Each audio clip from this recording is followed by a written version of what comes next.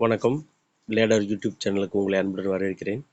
நம்ம இந்த தேர்வில் கடந்த முறை நடந்த hostel superintendent come physical trainer அந்த தேர்வில் கேட்கப்பட்ட பொது அறிவு கேள்விகளை பார்க்கலாம். முதல் ஒரு 40 கேள்வியும் அடுத்து ஒரு 35 கேள்வியும் 2 பாகமாக இதை போடுவோம். இதற்கு முன்னாடியும் நடந்த கேள்விகள்லாம் போட்டுக்கிட்டே வரோம். உங்களுக்கு பயனுள்ளதாக இருக்கும், பாருங்கள். நன்றி. இப்போ நம்ம கேள்விக்குள்ளே போகலாம். எந்த பகுதியில் சாம்பார் ஏரி அமைந்துள்ளதுன்னு கேட்டிருக்காங்க. நல்லா தெரியும், ராஜஸ்தான் சமவெளியில் சாம்பார் ஏரி அமைந்துள்ளது. வேம்பநாடு ஏரி எங்கே அமைந்திருக்குன்னா கேரளாவில் வேம்பநாடு ஏரி அமைந்திருக்கு. கொல்லேரி ஏரி அது கிழக்கு பகுதியில் இருக்குது. புலிகாட்டு ஏரி இந்தியா ஆந்திரா பார்டரில் இருக்கிறது தான் புலிகாட்டு ஏரி. அப்போ ஒவ்வொரு ஏரி எங்கே இருக்குதுன்னு நம்ம நல்லா பார்த்துக்கணும். அப்போ அந்த ராஜஸ்தான் சமவெளியில் இருக்கிற சாம்பார் ஏரியை என்ன சொல்லுவாங்க, புஷ்கர் ஏரி அப்படின்னும் சொல்லுவாங்க. அடுத்து, எந்த ஆண்டு அணை பாதுகாப்பு மசோதா மாநிலங்களவையில் நிறைவேற்றப்பட்டதுன்னு கேட்டிருக்காங்க. ஒரு முக்கியமான கேள்வி பாருங்களேன். டேம் சேஃப்டி பில், அணை பாதுகாப்பு மசோதா மாநிலங்களவையில் 2019 ஆண்டு நிறைவேற்றப்பட்டது. நல்ல முக்கியமான கேள்வி, நல்லா பார்த்துங்க. அணை பாதுகாப்பு மசோதா மாநிலங்களவையில் 2019 ஆண்டு நிறைவேற்றப்பட்டது. ஜனகணமன பாடல் எப்போது இந்திய தேசிய கீதமாக அரசியலமைப்பு சபையால் ஏற்றுக்கொள்ளப்பட்டதுன்னா நல்லாவே தெரியும். 24 ஜனவரி 1950 ஆண்டு ஜனகணமன பாடல் இந்திய தேசிய கீதமாக அரசியலமைப்பு சபையால் ஏற்றுக்கொள்ளப்பட்டது. 2020 டோக்கியோ ஒலிம்பிக்கில் பெண்களுக்கான 10 மீட்டர் ஏர் ரைபிள் துப்பாக்கிச் சுடுதல் போட்டியில் தங்கப்பதக்கம் வென்ற இந்திய பாராலிம்பியனை அடையாளம் காட்டுக. அதாவது ஒரு கரண்ட் அஃபேர்ஸ் இருக்காங்க. அவானி லெகாரா அப்படிங்கிறவர் தான் 2020 டோக்கியோ ஒலிம்பிக்கில் பெண்களுக்கான 10 மீட்டர் ஏர் ரைபிள் துப்பாக்கிச் சுடுதலில் தங்கப்பதக்கம் வென்ற இந்திய பாராலிம்பியன். யாரு? அவானி லெகாரா.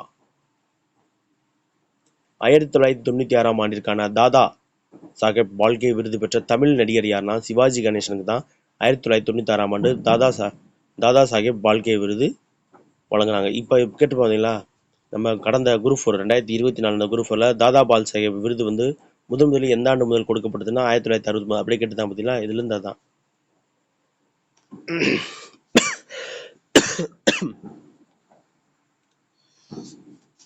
இது சம்பந்தமா அப்படியே தொடர்ந்து கேட்டிருக்காங்க. தேசியவாத காங்கிரஸ் கட்சியின் தேர்தல் சின்னமான கடிகாரம் டேஸ் என்ற நேரம் காட்டி நிற்கும்னு கேட்டிருக்காங்க. அவர்களே, தேசியவாத காங்கிரஸ் கட்சியின் தேர்தல் சின்னமான கடிகாரம் 10-10 அப்படின்ற நேரத்தை காட்டி நிற்கும். இந்தியாவில் இருக்க தேசிய சின்னங்கள், தேசிய கட்சிகள் எல்லாம் படிச்சுக்காங்க. இப்போ தற்போது 8 தேசிய கட்சிகள் இருக்கு. 2 தேசிய கட்சிகளை எடுத்துட்டாங்க. என்னன்னா, ஒன்று திரிணாமுல் காங்கிரஸ் எடுத்துட்டாங்க, அப்புறம் கம்யூனிஸ்ட் பார்ட்டி ஆஃப் இந்தியா அதை எடுத்துட்டாங்க. அதற்கு பதிலாக ஆம் ஆத்மி கட்சி ஒன்று சேர்ந்திருக்கு.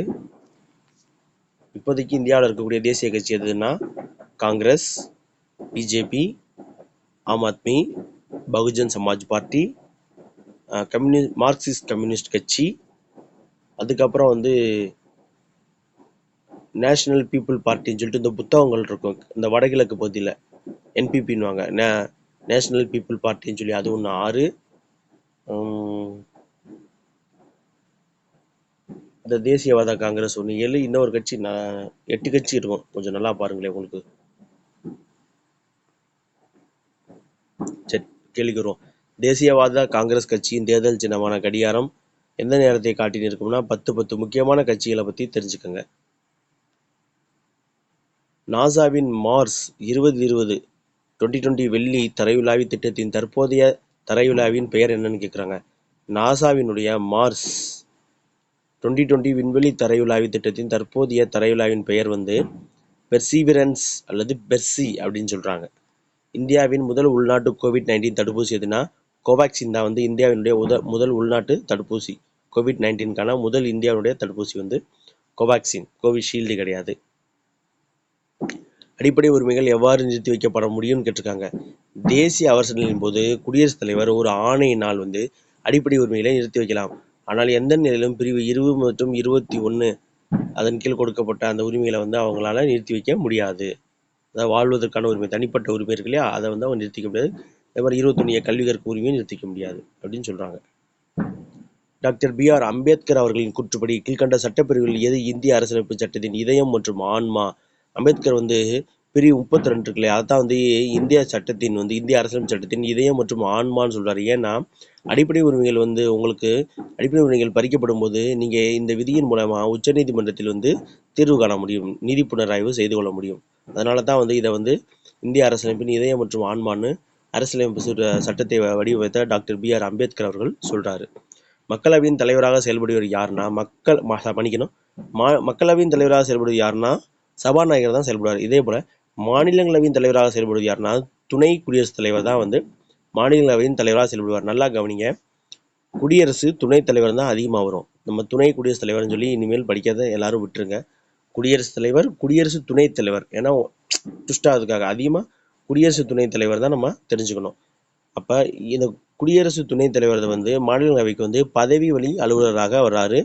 இவர் எதற்காக சம்பளம் வாங்குறாரு அப்படின்னு பார்த்தீங்கன்னா, குடியரசு துணைத் தலைவராக வேலை பார்க்கறது தான் சம்பளம் வாங்குறாரா இல்லை மாநிலங்களவையின் தலைவராக வாங்குறாரான்னு பார்த்தா மாநிலங்களவையின் தலைவராக வேலை பார்க்கறதுக்கு தான் இவர் சம்பளம் வாங்குறாரு.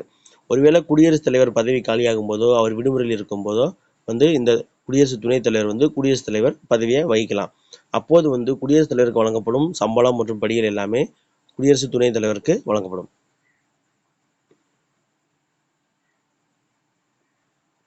பின் வருவனவற்றுள் எந்த குழு அல்லது ஆணையம் மத்திய மாநில உறவுகள் பற்றி பரிந்துரை செய்ததுன்னு கேட்டிருக்காங்க. எந்த குழு இல்லைன்னா எந்த ஆணையம் மத்திய மாநில உறவுகள் பற்றி பரிந்துரை செய்யணும்னா நமக்கு தெரியும் ஒரு 3 குழு. இன்னும் ராஜபன்னார் குழு கலைஞர் போட்டது 1969. அடுத்து சர்க்காரியா குழு, வெங்கடாச்சலயா சர்க்காரியா குழு, பூஞ்சி குழு, இதுதான் தெரியும். அப்போ பாருங்க 2, 3 மற்றும் 4.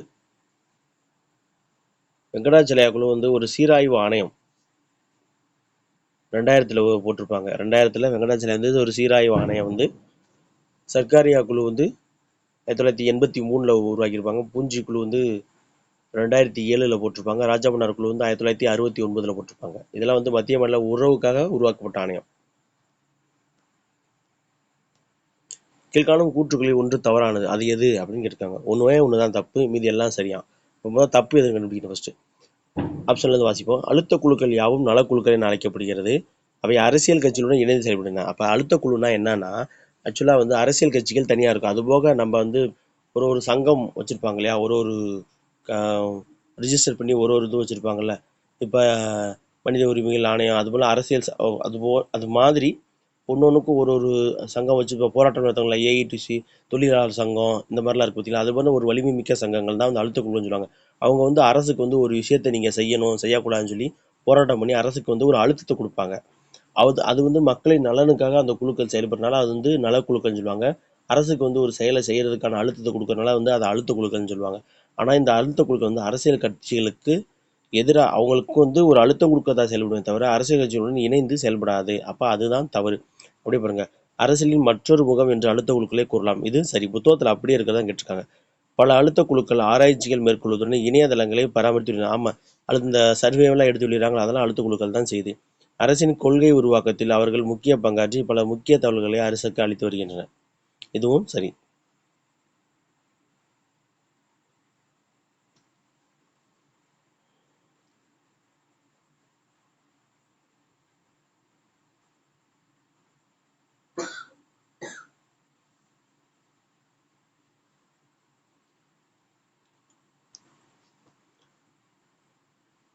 பின்வருவனவற்றை காலவரிசை அடிப்படையில் வரிசைப்படுத்துன்னு கேட்டிருக்காங்க.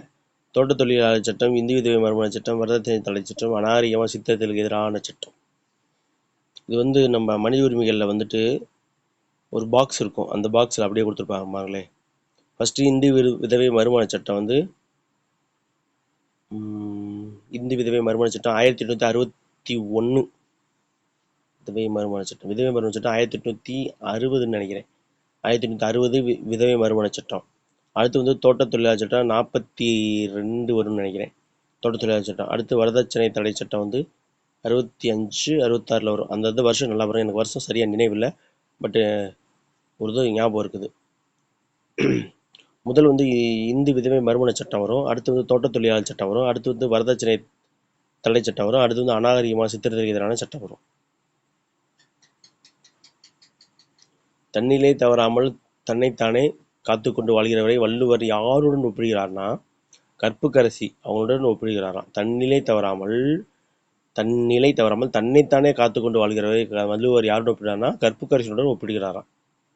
தந்தை மகர் காட்டும் நன்றி எது என திருக்குறள் குறிப்பிட்டதுன்னு கேட்டிருக்காங்க. அதாவது அவையத்து முந்திருப்பு செயல், இவன் தந்தை எண்ணற்றான் கொன்னும் அதாவது தந்தை வந்து மகனுக்கு என்னும்னா ஒரு அவயத்தில் முந்திருப்ப செயல். தந்தை மகற்காற்றும் நன்றி அவயத்தில் முந்திருப்ப செயல். மகன் தந்தை காற்றும் ஒரு நன்றி என்னன்னா இவன் தந்தை என்னொற்றான் கொன்னும் சொல் அப்படின்னு சொல்லுவாங்க. அதாவது மகன் தந்தைக்கு என்ன செய்யணும்னா இவனுடைய தந்தை இவன் அப்படின்னு பெருமைப்படுத்தணும் அப்படின்னு சொல்றாங்க. தந்தை மகனுக்கு என்ன செய்யணும் அவயத்தில் முந்தி இருக்க செய்யணுமா. ஒரு கற்றவள் அறிந்த அவையில் மகனை முந்திருச்சுன்னா அவனை அறிவுடைய ஆக்குதல். அறிவுடைய ஆக்குதல் தந்தைக்கு கடனைன்னு சொல்லுவாங்களே அந்த மாதிரி இருக்கணும் அப்படின்னு சொல்றாங்க. சான்றோன் ஆக்குதல் தந்தை கடனை நாளடியார் சொல்லுது இல்லையா அது. செல்வத்தை அழித்து ஒருவரை தீய வழியில் செலுத்தக்கூடியதாக வள்ளுவர் குறிப்பிடுவது யாதுன்னா அழுக்காறு, அதாவது கோபம். அதுதான் வந்து செல்வத்தை அழித்து ஒருவரை தீய வழியில் செலுத்தக்கூடியதாக வள்ளுவர் வந்து குறிப்பிடுகிறார். உயிருக்கு ஊதியமாக வள்ளுவர் எவற்றை குறிப்பிடுகிறார்னா ஈதல் இசைப்பட வாழ்தல் அதுவல்லது ஊதியம் இல்லை உயிருக்குன்னு சொல்றாரு. ஒருத்தருக்கு வழங்குதலும் அதாவது இரத்தலும் புகழ்பட வாழ்தலும் தான் வந்து மனிதருக்கு உயிருக்கு ஊதியமா இருக்கும் அப்படின்னு வள்ளுவர் சொல்றாரு. குன்றேறி யானர் போர் கன்றற்றால் என்னும் உவமையை வள்ளுவர் எதற்கு பயன்படுத்தியுள்ளார்னா ஒருவர் அவன் சேர்த்து ஒருத்தன் பிஸ்னஸ் பண்ணுறான்னா யாருக்கிட்டையும் போய் லோன் வாங்கி கடை வாங்கி பண்ணக்கூடாது. அவனா சிறுக சிறுக ஒரு வேலை செஞ்சு பணத்தை சேர்த்து வச்சு அந்த பணத்தின் மூலிமா அவன் ஒரு தொழிலை செஞ்சானா அது வந்து அவனுக்கு எப்படி இருக்கும்னா யானை சண்டை நடக்கும்போது ஒரு நல்ல உயரமான மலை மேலே ஏறினு அந்த யானை சண்டையை வேடிக்கை பார்க்கறது அவனுக்கு எவ்வளோ பாதுகாப்போ அது போல இருக்கும் அப்படின்னு சொல்றாரு. உறங்கி விழிப்பதை வள்ளுவர் எதனோ விட்டுனா இறப்போடு தூங்குறோம் காலையில் முழிச்சா தானே. அப்போ பிறப்பு இறப்பு ஒரு நாள் தூங்கி முழிக்கிறத வந்து பிறப்புன்னு வள்ளுவர் சொல்றார். உறங்கி விழிப்பதை வந்து பிறப்புடன் ஒப்பிடுகிறார். பொருத்தமான விடையை தேர்ந்தெடுத்து எழுதுக. 1976 என்னன்னா 1976 நமக்கு தெரியும் 42வது அரசியலமைப்பு சட்டத்தை தான் நடந்துச்சு. அப்போ 1க்கு 3 வரணும். ஆப்ஷன் பியும் சியும் தான் இருக்கு. 2007 பாருங்களேன். 2007 வந்து சீனியர் சிட்டிசன் ஆக்ட் போட்டாங்க இல்லையா, மூத்த குடிமகன் சட்டம் 2007 தான் போட்டிருப்பாங்க. புத்தகத்தில் இருக்கு அப்படின்னு. அப்போ 2க்கு வந்து 4 வரணும். 3க்கு 1க்கு 3 2க்கு 4 ஆப்ஷன் பியில் இருக்கு, சிலையும் இருக்கு. அப்போ அடுத்தது போகலாம். 1950 வந்து பொதுவாக என்ன நடந்துச்சுன்னா இந்திய அரசியலமைப்பு வந்து நடைமுறைக்கு வந்துச்சு, அமலுக்கு வந்துச்சு. அப்போ அதுதான் கரெக்ட். அப்போ 3க்கு 2. அப்போ 3 4 2 1. 1948 வந்து ஐநா மனித உரிமைகள் பிரகடனத்தை வந்து எங்கள் ஜெனீவாவில் வெளியிட்டுது ஐநா. அப்போ தான் வந்து இந்த டிசம்பர் 10 வந்து தேசிய மனித உரிமை தினமாக அறிவிச்சிருப்பாங்க. சுப்பிரமணிய பாரதி ஆசிரியராக பணியாற்றிய மாத இதழின் பெயர் என்ன கேட்டிருக்காங்க. சுதேசமித்திரில் வந்து அவர் துணை ஆசிரியராக இருந்திருக்காரு. தி இந்து அதுலலாம் யங் இந்தியாவிலலாம் அவர் பணியாற்ற கிடையாது. இவர் வந்து யங் இந்தியா வந்து காந்தியோட அதெல்லாம் அவர் பணியாற்ற கிடையாது. சுதேசமித்திரில் வந்து அவர் துணை ஆசிரியராக தான் இருந்தார் 1904 to 7. இந்தியா விஜயால சக்கரவர்த்தியில வந்து அவர் ஆசிரியராக பணியாற்றினார். சரியான கூற்றை தேர்ந்தெடுக்கணும்னு கேட்டிருக்காங்க. சரியான கூற்று. சென்னை மகாஜன சபையினுடைய முதல் தலைவர் வந்து பி ரங்கையா பொறுப்பேற்றாரா? ஆமாம். அவருடைய செயலாளர் வந்து யாரு? அனந்தாச்சார்லு. அடுத்து வந்து பி அனந்தாச்சார்லு. ஜார்ஜ் ஜோசப் மதுரையில் தன்னாட்சி இயக்கத்தை ஏற்படுத்தி முக்கிய பங்கு வகித்தாரா? ஆமாம், வகித்தார். அடுத்து முஸ்லீம் லீக்கின் சென்னை கிளையை தொடங்கியது யாருன்னா யாகூப் ஹசன். அது புத்தகத்தில் ஒரு பாக்ஸில் இருக்கு, அப்படியே இருக்கு, கரெக்டு. இந்திய எதிர்ப்பு மாநாட்டில் சேலத்தில் நடைபெற்றதா? ஆமாம், சேலத்தில் நடைபெற்றது. அப்போ அனைத்துமே சரி. திருப்பி வாசிக்கிறேன், நல்லா கவனிங்க.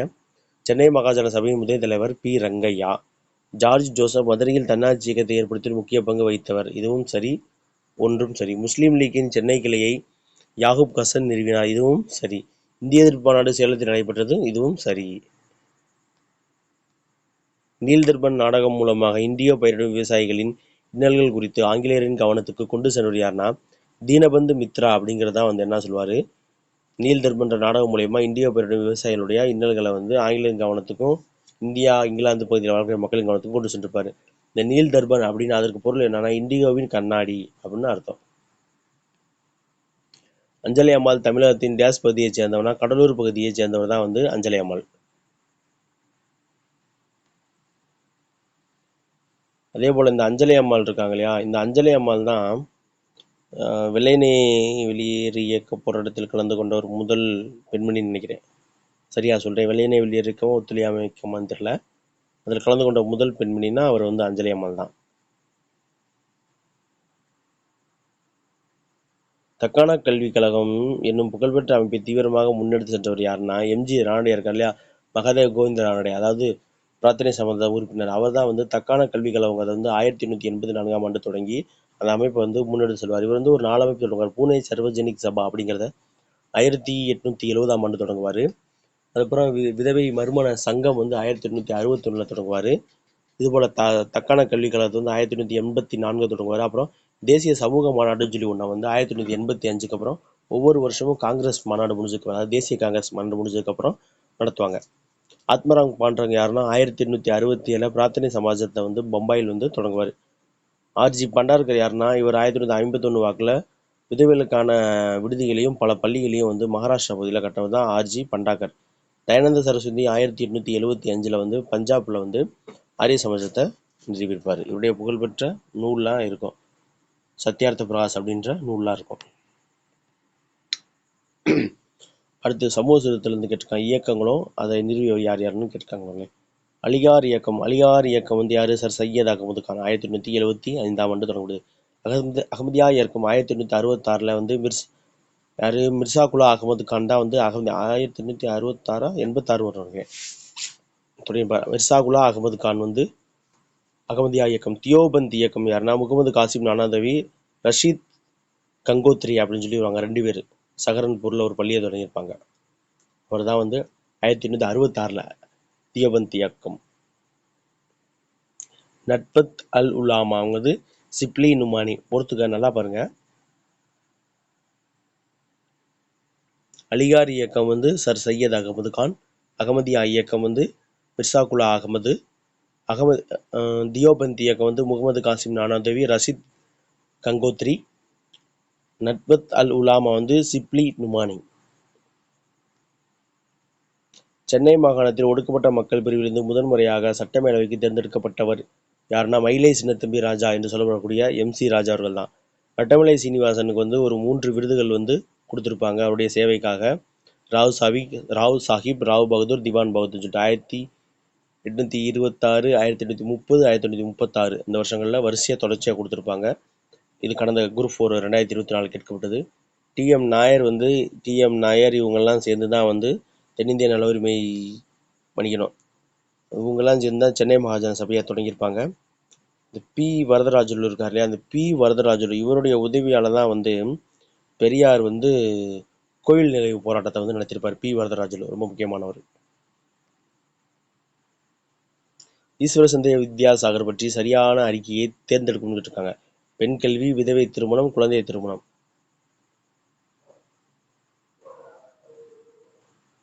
பற்றி சரியான அறிக்கை. எனக்கு புரியல, எப்படி விதவை திருமணம், குழந்தை திருமணம் இங்கிலீஷில் பார்ப்போம். Which of the following statements are true about Ishwar Chandra Vidyasagar? ஈஸ்வர் சந்திர வித்யாசாகரை பற்றி எந்த வாக்கியம் வந்து சரின்னு கேட்டிருக்காங்க? பெண் கல்வி மட்டும் தான் சரின்னு சொல்லியிருக்காங்க.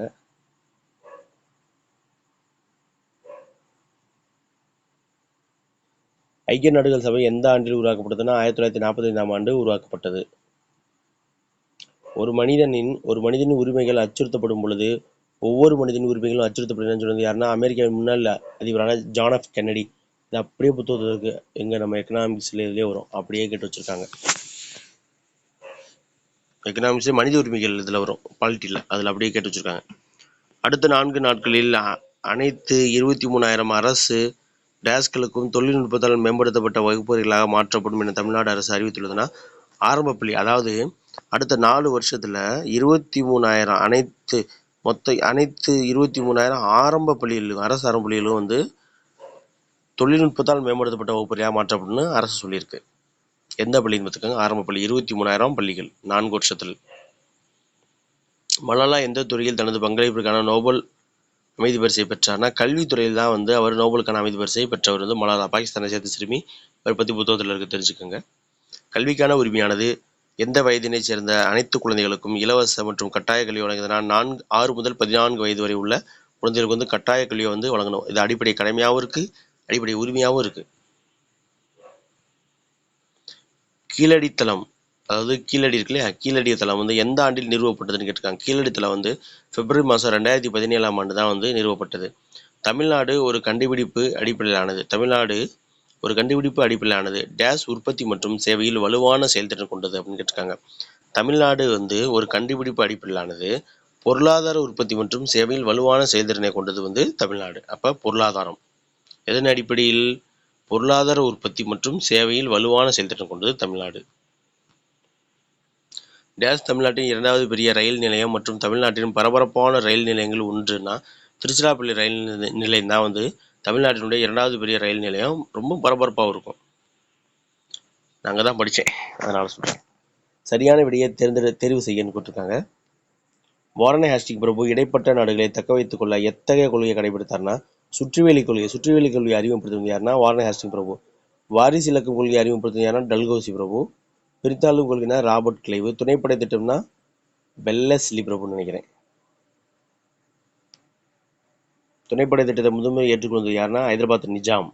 அவர் தான் வந்து துணைப்படை திட்டத்தை வந்து ஏற்றுக்கொள்வார்.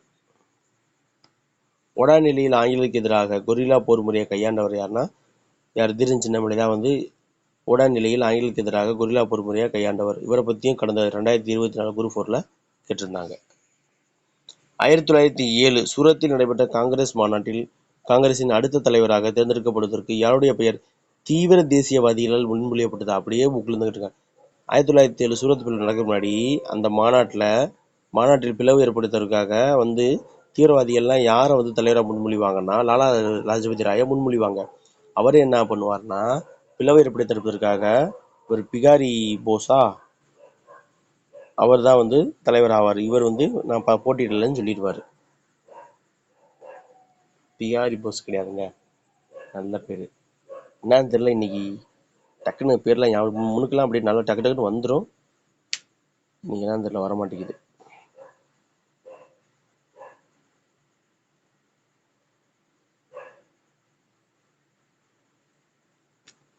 பாரதியார் மறந்த வருஷம் 1921. பிறந்தது 1822 பிறந்திருப்பாரு. இறந்தது வந்து 1921 செப்டம்பர் 11 தான் இறந்திருப்பாரு. அதை வந்து மகாகவி தினமா தமிழக அரசு கொண்டாடிட்டு வருது.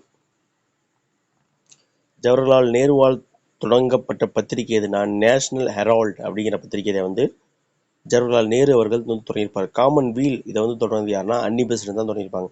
யங் இந்தியா இந்த பத்திரிகை தொடர்ந்து யாருன்னா காந்தியடிகள் தான் தொடங்கியிருப்பார். கதருங்கிறது காந்தியடிகள் தான். ராஜாஜி பதவி விலக காரணமாக இருந்த திட்டம் எதுன்னு கேட்டிருக்காங்க. அந்த கதருங்கிறது காந்தி தாங்கிறது எனக்கு சரியா தெரியல, இந்த மனை மைண்டில் வச்சுக்காதீங்க. மற்ற மூணும் சரி. ராஜாஜி பதவி விலக காரணமாக இருந்த திட்டம் எதுன்னா குலக்கல்வி திட்டம். குலக்கல்வி திட்டத்தை போட்டதுனால தான் காமராஜர் பெரியார் போன்றவர்களாம் எதிர்த்தாங்க. அதனால இவர் 1952 வாக்கில் மன்னிக்கணும் 1952 பதவியேற்றவர் 1954 வாக்கில் பதவி விலகிடுவார். சிவப்பு புரட்சியுடன் தொடர்புடையது எதுன்னு கேட்டிருக்காங்க. சிவப்பு புரட்சியுடன் தொடர்புடையது எதுன்னா இறைச்சியும் தக்காளியும் தான் வந்து சிறப்பு புரட்சியுடன் தொடர்புடையது. இறால் வந்து இளஞ்சிவப்பு புரட்சியுடன் தொடர்புடையது. கீழ்காணும் நிகழ்வுகளை காலவரிசைப்படுத்த சொல்லியிருக்காங்க. வங்க பிரிவினை வந்து 1905, ஒத்துழையாமை இயக்கம் 1920 வாக்கில் தொடங்கியிருக்கும். 20-21 தொடங்கியிருப்பாங்க. 22 பிப்ரவரி 5 சௌரி சௌரா சம்பவம் வரைக்கும் நடந்துச்சு. கிலாபத் இயக்கம் வந்து 1916 தொடங்கப்பட்டது. சூரத் பிளவு மன்னிக்கிறோம் கிலாபத் இயக்கம் வந்து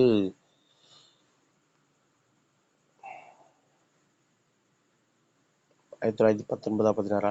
சூரத் பிளவு வந்து 1907. இப்போ நம்ம இதை வச்சு பொறுத்தோம். எனக்கு கிலாபத் டக்கு ஞாபகம் வரல, அதனால எனக்கு அது தெரியல. இப்போ பார்ப்போம். வங்க பிரிவினை வந்து 1905.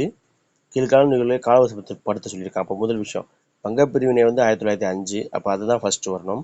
ஒத்துழையாமை இயக்கம் வந்து 1920க்கு போயிடும். அப்போ அது கிடையாது. ஆனால் சூரத் பிளவு வந்து 5க்கு அப்புறம் 7 நடந்துச்சு. 1907 நடந்துச்சு. அப்போ மொதல் 1 அடுத்து 4 எங்கே இருக்குது? மொதல் 1 2 ஆப்ஷனில் இருக்குது.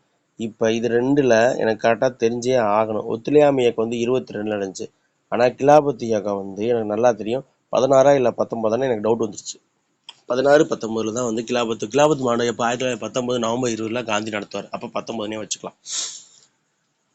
அப்போ கிலாபத் மாநாடு வந்து 3ஆவதாக வரும். ஒத்துழையாமை இயக்கம் 1920 வந்து காந்தி இந்த மாநாட்டில் சொல்லுவாங்க இல்லையா, அந்த மாநாட்டுக்கு அப்புறம் அவர் தொடங்குவார். எங்கள் அலகாபாத் மாநாட்டில் வந்து காந்தியோட ஒத்துழையாமை இயக்கத்தை ஏற்றுக்குவாங்க. அதுக்கப்புறம் நாக்பூர் மாநாடு விஜயராகவாச்சாரி தான் வந்து ஒத்துழையாமை இயக்கம் தொடங்க அனுமதி தருவாங்க. அதுக்கப்புறம் ஆரம்பிக்கப்படும்.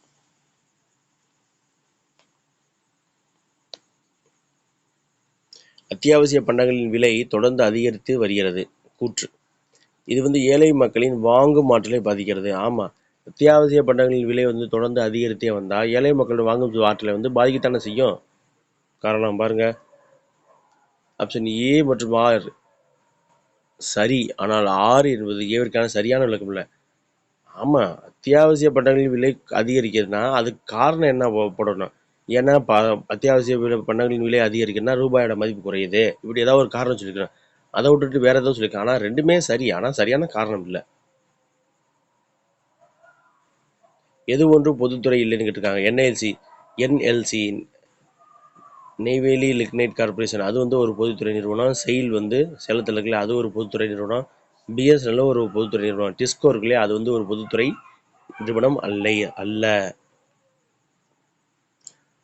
ஐயோ, கேள்வி தாண்டி போயிட்டே இருக்குமா, அதான் வாய் குளறுது. சரி, 50 கேள்வியாக கூட பார்த்துருவோம். 1954ஆம் ஆண்டு முதலில் பண்டங்கள் மற்றும் பணிகள் வரியை அறிமுகப்படுத்திய நாடு? நிறைய டைம் கேட்டாங்க. பிரான்ஸ். சுய உதவி குழுக்கள் என்ற தலைப்பில் சரியான வாக்கியங்கள் எவை? சுய உதவி குழுக்களின் தலைப்பில் சரியான வாக்கியம் எவன்னு கேட்டிருக்காங்க. அதாவது எந்த அரசியலமைப்பு திருத்தத்தின் மூலம், எந்த சட்டத்திட்டத்தின் மூலம் இந்த 43 அதெல்லாம் ஒன்று சட்டத்திட்டம்லாம் வரும், அந்த அடிப்படை கடமைகள் அதில் அதன் மூலியமாக தான் வந்து சுய உதவி குழுக்கள்லாம் உருவாக்கலாம், அந்த மாதிரிலாம் வரும். அதெல்லாம் கொஞ்சம் நல்லா படிச்சுக்கோங்க. பெரும்பாலான சுய உதவி குழுக்கள் 10 முதல் 20 பெண் உறுப்பினர்களை கொண்டுள்ளது. அடுத்த 2, சுய உதவி குழுக்கள் சிறு சேமிப்பை அதிகரிக்கிறது. சுய உதவி குழுக்கள் தங்களை தாங்களே நிர்வகித்துக் கொள்ள முடியாது, அதுதான் தவறு. சுய உதவி குழுக்கள் வந்து தங்களை தாங்களே நிர்வகித்துக் கொள்ள முடியும். அப்போ 1 மற்றும் 2 சரி. அதாவது சுய உதவி குழுக்கள் பற்றி பெரும்பாலான சுய உதவி குழுக்கள் வந்து 10 முதல் 20 உறுப்பினர்கள் இருப்பாங்க. யார்? பெண் உறுப்பினர்கள். சுய உதவி குழுக்கள் வந்து சிறு சேமிப்பை அதிகரிக்கும். இறுதி கேள்வி பார்ப்போம். இந்த வீடியோ இறுதி கேள்வி. சரியான விடையை தேர்ந்தெடுத்தல். West Bengal iron works company started in, அதாவது இந்த அப்படியே இருக்கு புத்தகத்தில், மேற்கு வங்காளத்தில் உள்ள வங்காள இரும்பு தொழில் கம்பெனி எந்த ஆண்டுன்னு கேட்டிருக்காங்க. 1870ஆம் ஆண்டு தான் தொடங்குச்சு. நீங்கள் எடுத்தோன்னே இரும்பு கம்பெனினா டக்குன்னு ஜாம்ஷெட்பூரில் நம்ம டாட்டா ஆரம்பிச்சார்ல 1907, அதை போட்டக்கூடாது. மேற்கு வங்காளத்தில் உள்ள வங்காள இரும்பு தொழில் கம்பெனி 1870ஆம் ஆண்டு நிறுவப்பட்டது. நன்றி, அடுத்த வீடியோவில் சந்திப்போம்.